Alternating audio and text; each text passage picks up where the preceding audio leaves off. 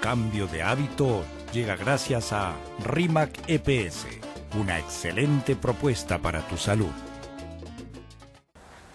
Muy bien, nos acompaña esta noche el doctor Nilton Custodio, neurólogo de la Clínica Internacional. Lo hemos invitado porque queremos hablar del Alzheimer, una enfermedad que ataca la memoria y que afecta a cualquier familia. Nadie está libre, ninguna familia está libre. Bienvenido, doctor Custodio, gracias por venir esta noche. ¿A qué edad con frecuencia empieza a atacar esta enfermedad que los neurólogos no terminan de descifrar y que se llama Alzheimer? Es una enfermedad dependiente de la edad, es decir, que conforme uno avanza en edad tiene más riesgo de desarrollar enfermedad de Alzheimer. Por ejemplo, entre los 65 y 69 años de edad tienes el 1.1% de desarrollar enfermedad de Alzheimer. Pero después de los 85, casi la mitad de personas de esta edad tienen la probabilidad de desarrollar enfermedad de Alzheimer. ¿Quiénes son más proclives, los hombres y las mujeres? Bueno, las mujeres tienen el doble de riesgo que los hombres. En un estudio de prevalencia de demencia en el Cercado de Lima encontramos que el 8.8% de mujeres tenían el riesgo de desarrollar enfermedad de Alzheimer contra el 4.4% de hombres. Por lo tanto, el sexo femenino está más afectado. Está más afectado. Ahora, ¿es posible tratar, y es algo además que ocurre mucho, ¿no?, a un paciente de Alzheimer en casa, o llega un momento en el que hay que llevarlo a un centro de salud?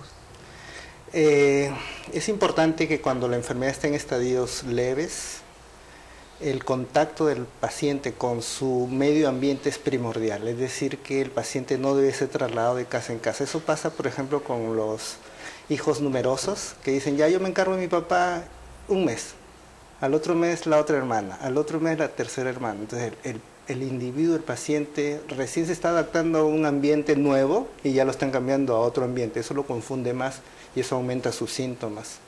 En los primeros estadios, por lo tanto, es conveniente que él se desarrolle en su casa donde siempre ha vivido. Ya en estadios más avanzados, cuando él pierde el contacto con la realidad y hay agitación nocturna, es decir, el familiar o el cuidador ya pierde la noche porque tiene que estar ayudando al papá, porque se despierta, porque tira las cosas, porque quiere ir a trabajar en la noche. Entonces ahí sí es recomendable tal vez pensar en una casa de reposo o un cuidador que no sea el familiar. Que no sea el familiar. Ahora, ¿se puede detectar el Alzheimer de manera temprana? ¿Se puede, qué sé yo, una vez detectado, poderlo estancar ahí, dejarlo ahí, evitar que avance? Lamentablemente, todas las estrategias trazadas hasta el momento no han detenido la progresión de la enfermedad. Pero sí es importante que si tú vas a desarrollar enfermedad de Alzheimer desde los 50 años de edad para adelante, hay que disminuir las comorbilidades, es decir, los factores de riesgo asociados. Disminuir la probabilidad de hipertensión arterial, de diabetes, de obesidad, de tabaquismo, porque ello dañaría las arterias del cerebro. Entonces tendrías un cerebro afectado por enfermedad de Alzheimer y además afectado por arteriosclerosis. O sea, sería más difícil controlar un enfermo de Alzheimer más demencia vascular. Así es que las recomendaciones irían por ese lado. Si el paciente en algún momento va a desarrollar enfermedad de Alzheimer, pero que no sea hipertenso, que no sea diabético, o sea, que no tenga además otras enfermedades. ¿Es hereditario? Es decir, cuando hay padres o un papá o una mamá que ha sufrido esta enfermedad, ¿es más probable que los hijos a la edad madura presenten los síntomas? Es hereditario, pero felizmente la frecuencia es muy baja. Solo el 3 al 5% de enfermedad de Alzheimer es hereditaria. El 95 al 98% es probabilístico, es decir, espontáneo. No hay una herencia, básicamente. Los pacientes que son hereditarios suelen desarrollar la enfermedad muy tempranamente, es decir, 45, 50 años de edad, mientras que los esporádicos la desarrollan después de los 65 años de edad. ¿Y cuáles son los síntomas iniciales? ¿Cómo puede una familia darse cuenta que el papá o la mamá está empezando a tener esta enfermedad? El principal problema en este tipo de enfermedad es la memoria de hechos recientes, la memoria episódica le llamamos nosotros, es decir, deja de recordar los detalles inmediatos. Son las 11 de la mañana y acusa que no ha tomado desayuno cuando a las 8 de la mañana tomó como todos los días su desayuno. O el nieto la visita, la saluda y más tarde le dice, ¿y a qué hora llegaste? ¿No? Entonces los hechos recientes se pierden totalmente. Después ya vienen los problemas para denominar objetos comunes. Por ejemplo, si tú habitualmente te pones el zapato negro todos los días, el abuelito dice, pásame ese zapato, pásame eso que me pongo en los pies, eso de color negro. Te dice todas las características del objeto, pero jamás te puede decir el nombre exacto. Del zapato. Así es. Entonces, problemas en memoria episódica, es decir, memoria de hechos recientes, problemas en la denominación. Y luego ya viene el compromiso en las actividades funcionales, instrumentales, por ejemplo. Es difícil que ellos aprendan a emplear un control remoto o el horno microondas. Eso es normal para la edad, pero en ellos se le hace más difícil.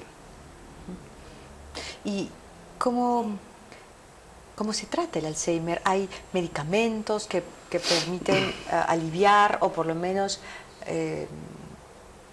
sedar a la persona que la sufre?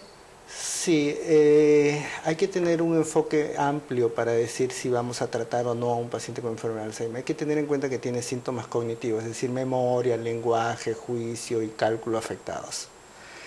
Funcionalidad, que es importante, o sea, él ya es capaz de realizar sus actividades por sí solo. Las actividades de diaria instrumentales como usar un teléfono, como usar un control remoto, se pierden.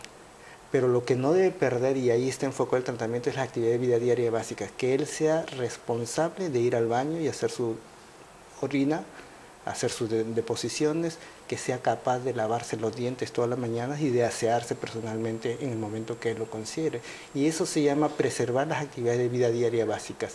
Los tratamientos no mejoran, no curan la enfermedad, pero sí te permiten ser un paciente funcional. Y para eso hay dos estrategias de tratamiento, uno que se llama inhibidores de colinesterasa y otro que se llama mantina. ¿Qué hacen? Permiten que el paciente no evolucione tan rápido. Más o menos se ha calculado que con estos tratamientos tú puedes evolucionar, retardar la progresión de la enfermedad entre 3.5 hasta 5 años, pero no más. Es decir, la progresión de la enfermedad es inevitable. Bien. Gracias, doctor. Gracias por darnos estas pautas. Muy amable por acompañarnos esta noche. Cuando gustes. Vamos a despedirnos hasta mañana a las 9 en punto de la noche. No se vaya, viene ajuste de cuentas. Gracias.